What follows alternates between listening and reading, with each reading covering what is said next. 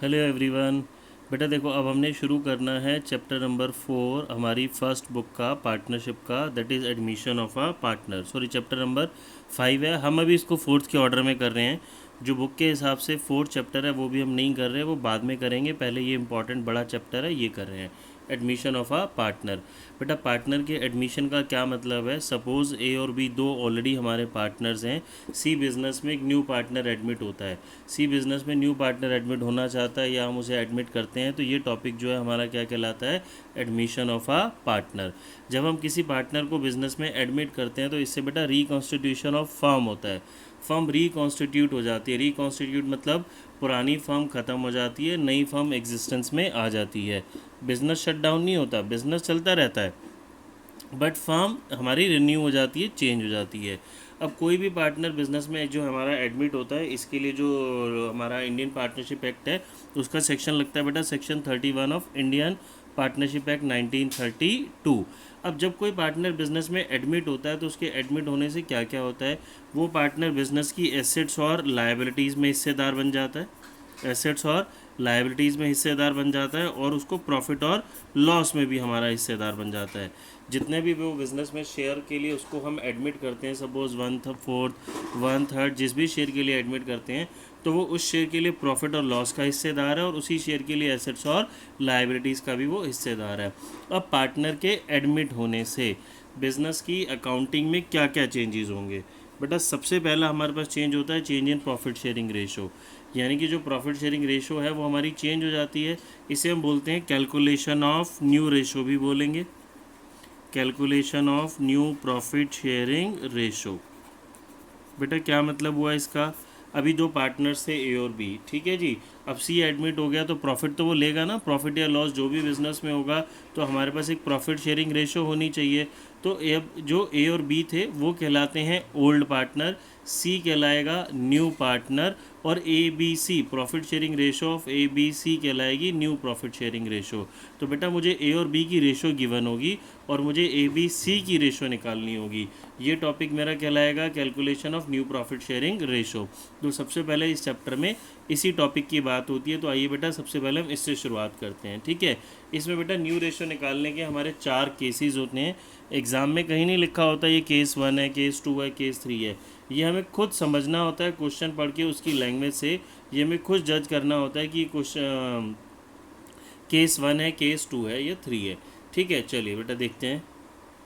देखो बेटा हम ये केस 1 शुरू कर रहे हैं। केस 1 में क्या पहचान होती है? देखो, X Y Z are partner sharing profits and losses in the ratio of 5:3:2।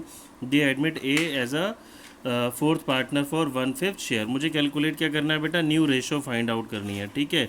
New ratio मतलब बेटा एक बात सभी लोग ध्यान रखेंगे, न्यू रेशो मतलब मेरे पास क्या है? न्यू रेशो मतलब X Y Z A. Old ratio में अगर 3 लोग थे तो न्यू रेशो में कितने लोग होंगे? 4 पार्टनर होंगे ही होंगे। ओल्ड पार्टनर्स यहाँ कौन कौन है? X Y Z. New partner कौन है? ए। और ये फर्स्ट केस है हमारा। फर्स्ट केस की पहचान बेटा इसमें सिर्फ न्यू पार्टनर का शेयर होता है, इसके अलावा क्वेश्चन में कोई इन्फॉर्मेशन गिवन नहीं होती। इस क्वेश्चन में इसके अलावा कोई इन्फॉर्मेशन गिवन नहीं होती। तो देखो बेटा इसका सॉल्यूशन हम कैसे करेंगे। यहाँ पे हम बोलेंगे अब let the total share be 1। Suppose हमने मान लिया जी टोटल शेयर बिजनेस का, जैसे मैथ्स में 100 लेट करते हैं उसको 1 लेट कर लिया, ठीक है। अब मेरे पास जो ए न्यू पार्टनर है, ए का शेयर कितना है बेटा? ए का शेयर कितना है? 1/5। तो रिमेनिंग शेयर कितना बचेगा बेटा? अगर टोटल 1 है, ए को 1/5 देना ही देना, ये मतलब है ना। तो 1 - 1/5 कितना बचा? 4/5। अब ये जो 4/5 है ये किसके लिए बचा? 4/5 किसके लिए बचा? एक्स वाई जेड के लिए, जो कि 3 पार्टनर हैं।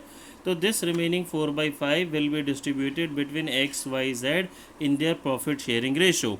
देखो जी बहुत सिंपल है। अब हम सीधा न्यू रेशो लिखते हैं जी। न्यू रेशो कैसे आएगी? X Y Z A. Fourth partner लिखना नहीं भूलना। एक्स का है 4/5 इंटू इसको क्या मिलेगा? जो ऑलरेडी मिलता था। एक्स की रेशो क्या थी बेटा? देखो 5:3:2। तो 5:3:2 का मतलब क्या हो गया हमारे पास? 5/10, 3/10, 2/10। तो एक्स को जो हम मल्टीप्लाई करेंगे न्यू रेशो निकालते टाइम, तो ये एक्स की आएगी 4/5 इंटू 5/10। इसके लिए 4/5 इंटू 3/10। जेड के लिए 4/5 इंटू 2/10 और ए का लिखना जो कि हमें क्वेश्चन में ऑलरेडी गिवन था, ये रहा बेटा मेरे पास। तो ए का शेयर तो कितना रहेगा 1/5, तो ये आ जाएगा बेटा 20/50, 12/50, 8/50। अब मुझे ना हमेशा न्यू रेशो में याद रखेंगे बेटा डिनोमिनेटर सभी के इक्वल चाहिए, तो मेरे को सभी के नीचे 50 है, ए का 1/5 शेयर है, तो इसको 50 करने के लिए मैं क्या कर दूंगा 10 से मल्टीप्लाई 10 से डिवाइड, 10/10 मतलब 1 से किसी नंबर को आप मल्टीप्लाई करें कोई फ़र्क नहीं पड़ता। तो ये बेटा मेरे पास कितना आ गया 10/50। तो माई आंसर इज़ 20:12:8:10। ठीक है, ये बेटा फिर फर्दर हम इसको डिवाइड कर देते हैं 10 6 4 5। This is my new ratio. ये न्यू रेशो हो गई एक्स वाई जेड और ए की। Got it? सभी को बात समझ में आई बेटा? ये हमारा न्यू रेशो कैलकुलेशन का फर्स्ट केस था। दोबारा समझाता हूँ, फर्स्ट केस के अंदर मुझे सिर्फ और सिर्फ क्वेश्चन में न्यू पार्टनर का शेयर गिवन था और कोई इन्फॉर्मेशन गिवन नहीं थी। देखो बेटा अब हम करेंगे केस 2। केस 2 में ना क्वेश्चन पढ़ के ही पता चल जाता है, इसकी पहचान अलग होती है। कहता है आर और M are partners sharing profits and losses in the ratio of 7:3। They admit A for 3/7 share. बेटा इंपॉर्टेंट बात देखो, ए आ रहा है कितने शेयर के लिए 3/7 शेयर के लिए। अगर मेरा क्वेश्चन इतना ही होता तो ये फर्स्ट केस था, इसको मैं सॉल्व कर लेता लेट द टोटल शेयर 1 से। लेकिन आगे कुछ लिखा हुआ है, कहता है विच ही टेक्स, यहाँ ही किसके लिए यूज़ हो रहा है ए के लिए, which he takes 2/7 from R and 1/7 from M. ये बेटा क्या गिवन है, ये अगर आप ध्यान से क्वेश्चन पढ़ें तो हमें पढ़ के पता चलेगा। ये गिवन है sacrifice, sacrifice of R and M. अब ये सेक्रीफाइस से क्या मतलब होता है बेटा? सिंपल सी बात है, जब कभी भी कोई न्यू पार्टनर बिजनेस में एडमिट होता है तो ओल्ड पार्टनर ना कुछ इनिशियली तो सेक्रीफाइस करेंगे ही करेंगे प्रॉफिट या लॉसेस में। कैसे? फॉर एग्ज़ाम्पल अगर हमारा प्रॉफिट 100 रुपीज़ है और ये 100 रुपीज़ का प्रॉफिट आर और एम दो लोगों में डिस्ट्रीब्यूट हो रहा था, तो ए के आने के बाद ये प्रॉफिट कितने लोगों में डिस्ट्रीब्यूट होगा? 3 लोगों में। तो ऑब्वियस सी बात है ए के आने से आर और एम को क्या करेंगे, कुछ सेक्रीफाइस, उनको कुछ लॉस होगा। ये इनिशियली लॉस होता है। बेटा फिर कुछ बच्चों का क्वेश्चन आता है सर हम न्यू पार्टनर को एडमिट ही क्यों कर रहे हैं? बेटा ये जो लॉस होता है ये प्रॉफिट शेयरिंग रेशो में परमानेंटली होता है। ठीक है, मतलब जो प्रॉफिट था वो 2 लोगों की जगह अब 3 में डिवाइड होगा। बट अगर आप मॉनेटरी टर्म में देखेंगे तो ये इनिशियली होगा। हमने न्यू पार्टनर को एडमिट ही क्यों किया है कि हमारा बिजनेस ग्रो करे, प्रॉफिट ग्रो करे। प्रॉफिट शेयरिंग रेशो डिवाइड हो गई, but at the end of year उसके आने से मैन पावर भी आई, न्यू पार्टनर के आने से पैसा भी आएगा फर्म में। तो जो मैंने एग्जांपल दिया कि प्रॉफिट इनिशियली 100 रुपीज़ हो रहा था, वो प्रॉफिट भी तो मे बी 200 हो जाए, 300 हो जाए, 150 हो जाए, तो प्रॉफिट की अमाउंट बढ़ जाएगी, बट जो प्रॉफिट शेयरिंग रेशो है वो 3 लोगों में डिवाइड हो जाएगी। तो बेटा देखो ये मुझे क्या गिवन है, सेक्रीफाइस गिवन है, ये किसका, आर और एम का। अब मुझे न्यू रेशो फाइंड आउट करना है। तो न्यू रेशो कैसे निकालेंगे? जब पार्टनर का सेक्रीफाइस गिवन होता है तो न्यू रेशो डायरेक्टली आ जाती है, मुझे लेट द टोटल शेयर 1 करने की ज़रूरत नहीं होती। हम जो ओल्ड पार्टनर है उसमें से क्या माइनस कर देंगे, सेक्रीफाइस माइनस कर देंगे, तो न्यू शेयर आ जाएगा। देखो बेटा कैसे हमने अब लिखा जी, हम क्या निकाल रहे हैं, न्यू रेशो निकाल रहे हैं। आर की न्यू रेशो, आर को ऑलरेडी क्या मिलता था 7/10, उसमें से आर ने सेक्रीफाइस करा 2/7। फिर एम का शेयर कितना था बेटा मेरे पास 3/10, कितना सेक्रीफाइस करा 1/7। ये क्वेश्चन में गिवन है ना, तो अब आप न्यू रेशो निकाल लो डायरेक्टली। इसका हमने एलसीएम लिया 59 20 29/70, ये बेटा 70 10 3 21 और 10 11/70। फिर बेटा जैसा मैंने पिछले क्वेश्चन में समझाया था, न्यू पार्टनर को लिखना नहीं भूलना। ए को लिखेंगे, ए का शेयर 3/7, इनके डिनोमिनेटर 70 हैं, तो इसके लिए मैं क्या कर दूंगा, मल्टीप्लाइड बाय 10/10।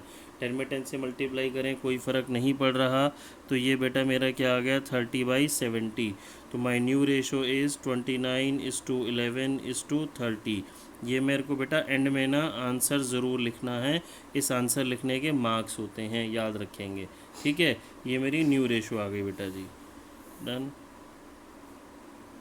बेटा देखो अब हम आ रहे हैं केस 3 पे। केस 3 में बिल्कुल डिफरेंट चीज़ होती है, आपको पढ़ के देखो पता चलेगा। आर और टी पार्टनर्स रेशो कितनी है इनकी 3:2। एस न्यू पार्टनर ज्वाइन करता है, R surrender 1/4 of his share.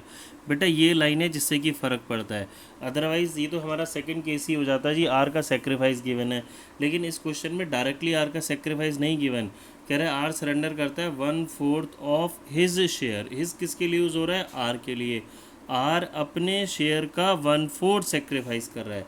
Second case में डायरेक्टली आपको सेक्रीफाइस गिवन था कि आर ने इतना सेक्रीफाइस किया, और टी कितना सेक्रीफाइस करता है? टी सेक्रीफाइस करता है 1/5 ऑफ हिज शेयर।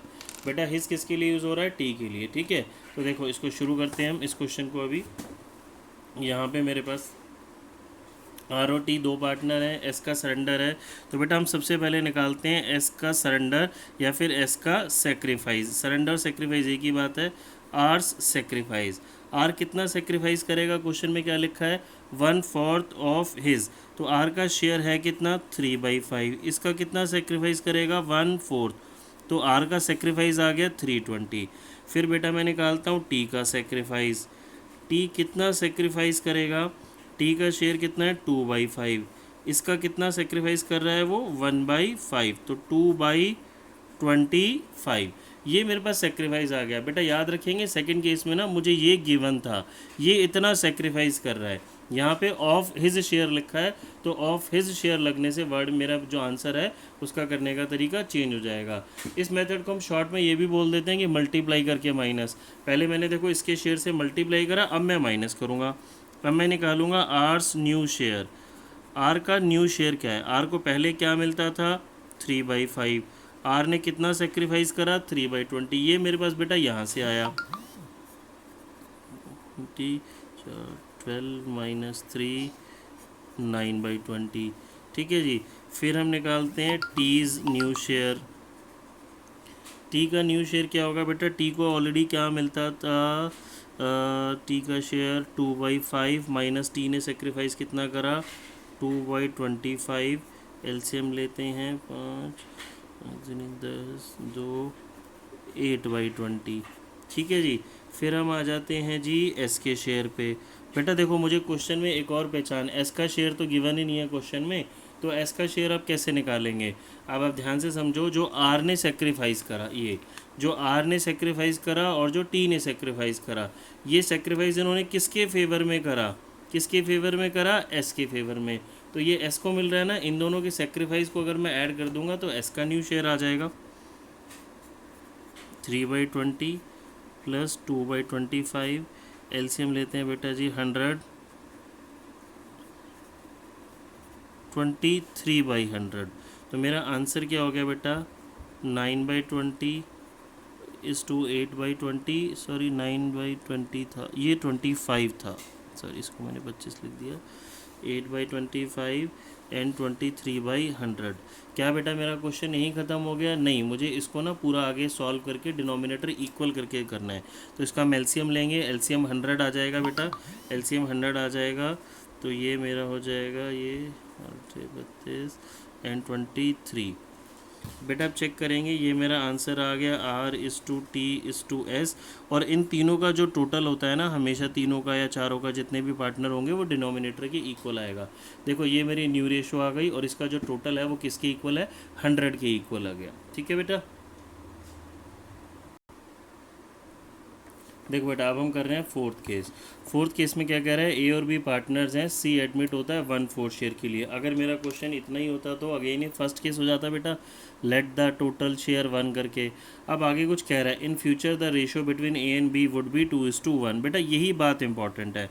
अब मुझे बताएं क्या ये न्यू रेशियो गिवन है? क्या ये न्यू रेशियो है ए और बी की? वो कह रहा है फ्यूचर रेशो।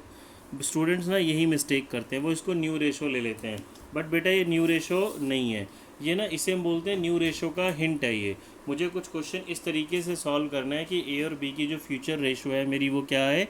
2:1 आए। और बेटा समझेंगे ये न्यू रेशो क्यों नहीं है, क्वेश्चन में तो लिखा है जी फ्यूचर रेशो। इसे हम एग्जैक्टली न्यू रेशो नहीं बोल सकते, क्योंकि न्यू रेशो का मतलब हो गया after admission of a partner C. तो ओल्ड में अगर 2 लोग थे तो न्यू रेशो में कितने लोग होंगे बेटा? 3 लोग होने चाहिए, बट इसमें कितने हैं? 2। तो इसे बोलते हैं हम, ये न्यू रेशो का हिंट है। और न्यू रेशो निकालने के लिए अब हम क्या करेंगे? हम फर्स्ट केस की तरह ही ये सॉल्व होगा, बट थोड़ा सा लिटिल चेंज होगा। देखिए कैसे, हम शुरुआत करते हैं। हम बोलेंगे let the total share be 1। Total share 1 हमारा। न्यू पार्टनर कौन है जी? सी। सी का शेयर कितना है बेटा हमारा? 1/4।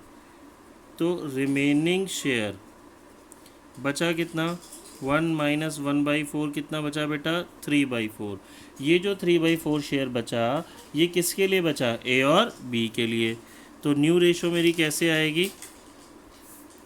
न्यू रेशो कैसे आएगी बेटा जी? देखो ये जो 3/4 रिमेनिंग मेरा बचा है ये किसको बिलोंग करता है? ए और बी को। ये मुझे ए और बी को देना है। अगर ये फर्स्ट केस होता इसमें ये 2/1 वाला हिंट नहीं होता तो मैं इसको ओल्ड रेशो से मल्टीप्लाई करता। अब बेटा देखो यहाँ पे ओल्ड रेशो भी गिवन नहीं है, तो जब क्वेश्चन में ओल्ड रेशो नहीं गिवन होती तो हमें पता है वो ऑलवेज क्या होती है? इक्वल। अगर इसमें ये हिंट नहीं होता तो मैं 1/2 से मल्टीप्लाई करता। बट यहाँ पे मुझे बोला गया है ए और बी, मुझे कुछ क्वेश्चन इस तरीके से सॉल्व करना है कि रेशो कितनी है बेटा इनकी? 2:1। तो व्हाट विल आई डू? ये जो रिमेनिंग शेयर है याद रखेंगे जब कभी भी क्वेश्चन में हिंट होता है तो उसको इस हिंट से मल्टीप्लाई करते हैं, दैट इज़ 2/1।